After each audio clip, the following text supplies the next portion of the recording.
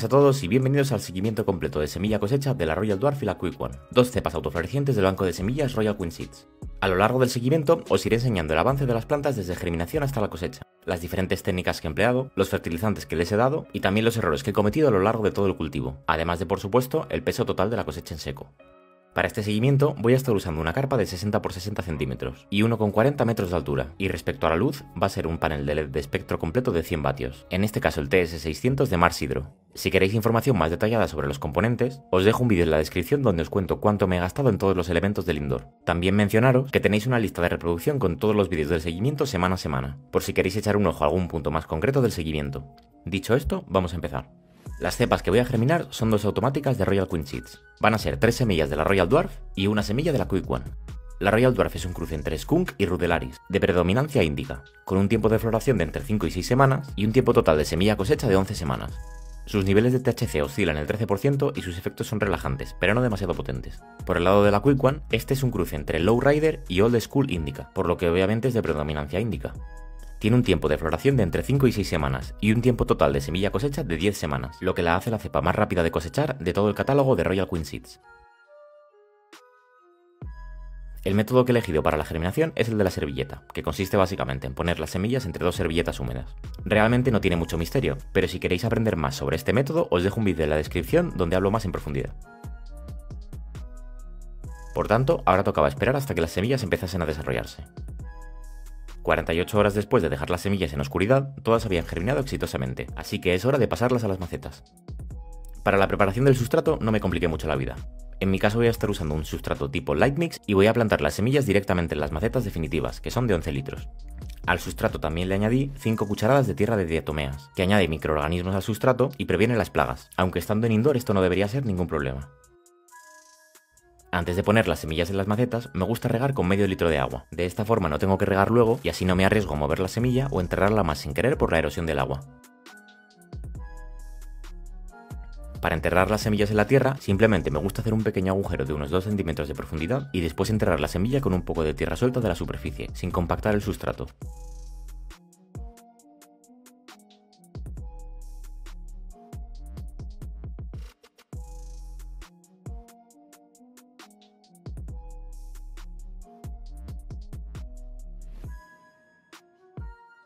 Una vez hecho esto, he dejado el foco a unos 60 centímetros de las macetas y lo he configurado para dar 16 horas de luz y 8 de oscuridad.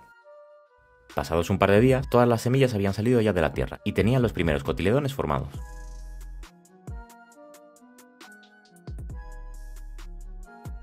En este punto, lo más importante es darle una gran cantidad de humedad a las plantas, ya que como todavía no tienen una gran cantidad de raíces, absorben la mayor parte del agua a través de las hojas. Es por ello que estuve pulverizando varias veces al día las paredes del indoor, para mantener una humedad superior al 80%. 4 días después, las plantas ya tenían las primeras hojas verdaderas y seguían su crecimiento de forma adecuada. De momento, en este punto les seguí dando agua y no hice ningún entrenamiento. Durante todo el cultivo usé agua del grifo normal y corriente, sin medir el pH ni la electroconductividad. Lo único que he hecho es dejar el agua reposar 24 horas antes de regar. De esta forma, se evapora una gran parte del cloro que se encuentra disuelto en el agua.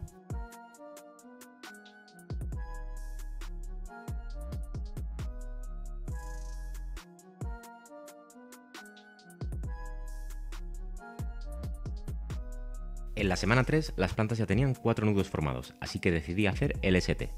Esta técnica consiste básicamente en doblar y abrir las ramas de la planta con cables o algún tipo de cuerda para que la luz penetre mejor en las partes inferiores. Así la planta adquiere una forma más uniforme a la vez que aumenta la cosecha. Para ello utilicé un cable de jardinería, que se dobla con facilidad y es muy cómodo de usar. El primer amarre lo hice doblando la planta a 90 grados y clavando el cable en el sustrato. Probablemente en futuros cultivos haré los agujeros directamente en las macetas, ya que al ir creciendo la planta sacaba el alambre del sustrato, y veréis que al final del entrenamiento no quedó tan bien como debería. En este punto también aumenté el fotoperiodo un par de horas, pasando de 16 horas de luz a 18. Durante esta semana continué con el LST, y desgraciadamente me pasé de fuerza al doblar el tallo principal de la Quick One y la partí. Para repararla, simplemente le puse un trozo de cinta adhesiva y uní los dos trozos del tallo lo máximo posible, con la esperanza de que se formase un callo en la parte del tallo que se había partido. Pasados los días y viendo que las plantas habían respondido bien al entrenamiento, les di el primer riego con fertilizante. Muy probablemente debería haber empezado a fertilizar una semana antes, pero estuve de viaje y no tuve tiempo de regar. Para la fertilización en la fase vegetativa voy a estar usando fertilizante de césped normal y corriente. Los motivos ya los expliqué en el vídeo del seguimiento de la semana 4, pero muy resumidamente era el que tenía por casa y quería experimentar, para ver si usando un fertilizante barato que cualquiera puede comprar, podía pasar la fase vegetativa, y viendo los resultados la semana siguiente, definitivamente funcionó. Usé un cuarto de la mitad recomendada, ya que al no estar diseñado específicamente para cannabis, no me la quería jugar a sobrefertilizar las plantas. Después de varios días y a pesar de algunas hojas amarillas debido al estrés de partir el tallo, la planta se recuperó sin mayor problema. De hecho, todas las genéticas, incluida la Quick One, empezaron a mostrar los primeros signos de floración, lo que indica que el cultivo avanzaba adecuadamente hasta este punto.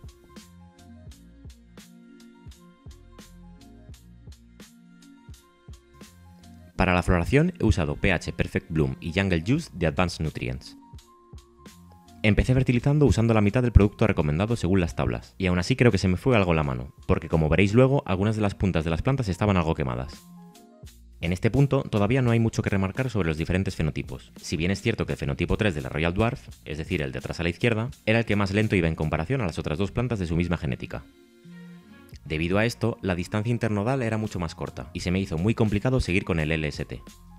Por este motivo dejé de entrenar la planta, y así también podía comparar resultados con los otros dos fenotipos en los que sí continué haciendo el entrenamiento.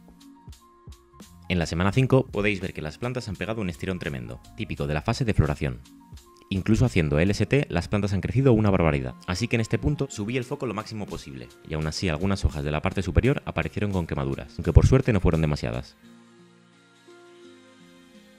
También decidí hacer una pequeña defoliación, para retirar las hojas más grandes y que penetrase más la luz. Además retiré unas cuantas ramas y hojas de la parte inferior, haciendo algo de lollipopping, para mejorar la circulación de aire en la parte inferior de la carpa.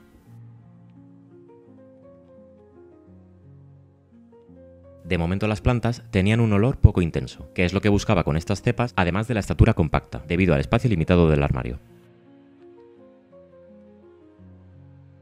No obstante, al tocar las hojas cercanas a las flores, ambas cepas desprendían un olor cítrico muy intenso. La Royal Dwarf era un olor cítrico con toques ácidos, parecido a un caramelo de limón. Por otro lado, la Quick One era un olor cítrico más suave, con toques más terrosos y un poco a café. En la semana 7, las flores ya estaban empezando a generar tricomas y se veían resinosas, pero en concreto la Quick One tenía una cantidad de tricomas en las hojas muy superior, haciendo que sus flores se vieran con un espectacular tono blanquecino alrededor. Una semana después, los cogollos tenían buen aroma, pero no estaban engordando todo lo que deberían, lo que me hizo replantearme que quizás meter 4 plantas en un indoor de 60 x 60 con un LED de 100 vatios se quedaba algo corto. Muy seguramente en mi siguiente cultivo meteré tan solo 2 plantas y realizaré mejor el LST. Moví la Quick One adelante y pasé el fenotipo 1 de la Royal Dwarf atrás a la derecha, además de añadir una red de scrog. Todo esto con la intención de asegurarme de que la luz llegaba bien a todas las plantas. Ya en la semana 9, la Quick One se veía casi lista para cortar. Simplemente tocaba esperar a ver algunos tricomas ámbar y quizás esperar a que engordasen un poco más las flores. Es por ello que decidí empezar a regar solo con agua, para que la planta aprovechase todos los nutrientes que ya había en el sustrato. En este cultivo he decidido no hacer lavado de raíces como tal, entendiendo como lavado de raíces regar la maceta hasta que el agua salga transparente. En lugar de eso, voy a dejar de usar fertilizantes unas 2 semanas antes de la cosecha, para que la planta vaya absorbiendo todos los nutrientes del sustrato.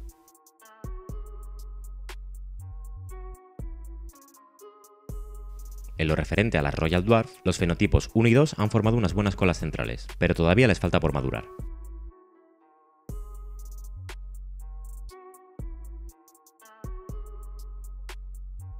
Respecto a fenotipo 3, ha sido el más lento en madurar, y va unas 2 semanas por detrás de las demás plantas, con flores mucho menos densas y más pequeñas.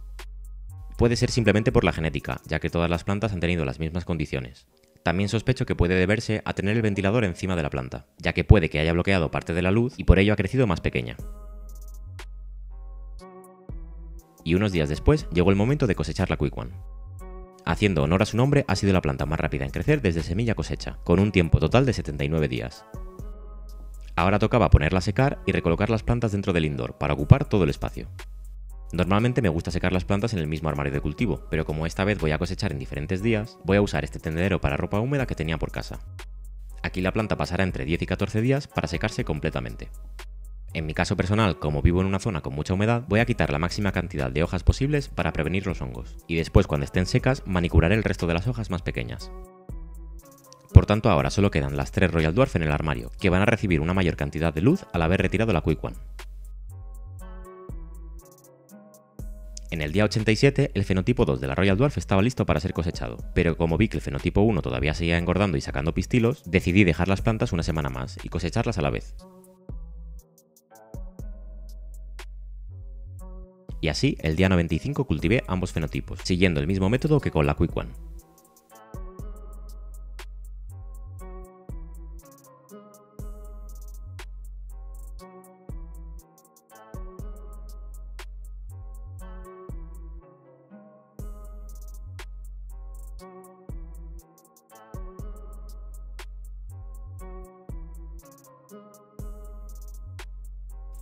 Por tanto ahora solo quedaba el fenotipo 3 en el armario, pero tenía un problema, me iba de vacaciones y no iba a poder regar la planta en 2 semanas. En vez de cortarla antes de tiempo, decidí regarla con la máxima cantidad de agua posible justo antes de irme. De esta forma, la planta aguantaría unos días antes de empezar a secarse, y en el peor de los casos, me ahorraba unos días de secado. Y a la vuelta de mis vacaciones, la planta había aguantado sorprendentemente bien, y a pesar de estar seca, se veía sana. Por tanto, era hora de cortarla, tras 122 días de semilla a cosecha, y ponerla a secar igual que las otras plantas. En este caso, la planta tardó en secarse tan solo una semana, gracias a no haber regado los días anteriores a la cosecha.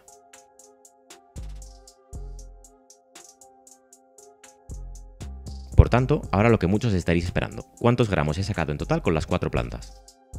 La Quick One tardó un total de 79 días y produjo 30 gramos. El fenotipo 1 de la Royal Dwarf tardó 95 días y dio 80 gramos. El fenotipo 2 de la Royal Dwarf tardó 95 días y produjo 60 gramos. Y por último, el fenotipo 3 tardó 122 días y produjo 50 gramos.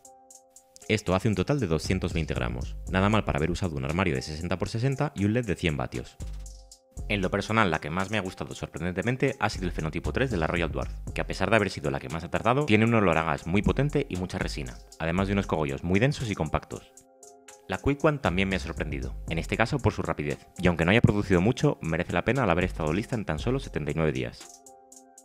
Y hasta aquí el vídeo de hoy. Recuerda que si te ha gustado puedes dejar un like, que ayuda bastante, y suscríbete si no quieres perderte el siguiente seguimiento de cultivo, donde vamos a estar plantando 2 autoflorecientes de Barney's Farm. Nos vemos en la próxima. ¡Chao!